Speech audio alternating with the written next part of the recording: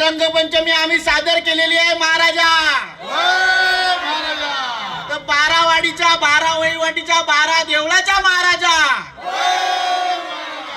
ही रंगपंचमी आम्ही सादर करतो ती मानून घे रे महाराजा.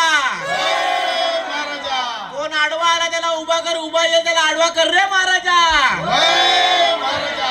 आणि असंच आमची हास्य जत्रा वर्षानुवर्ष चालत राहू दे रे महाराजा.